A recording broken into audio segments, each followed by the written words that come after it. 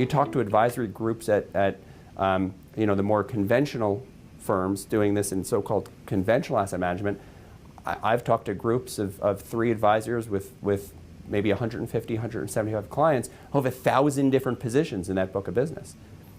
You can't reasonably expect it to monitor them, nor can you be reasonably expected to make the case for why you have 1,000 different positions when the client in the modern market doesn't need to do that, right? So if you take it a step further and say, all right, well, if the evidence is in and these really hyper-detailed portfolios don't really make much of a difference, what does make a difference? So that's where the evidence leads us to show that the client, being their own worst enemy, needs to be incentivized to make decisions under better circumstances.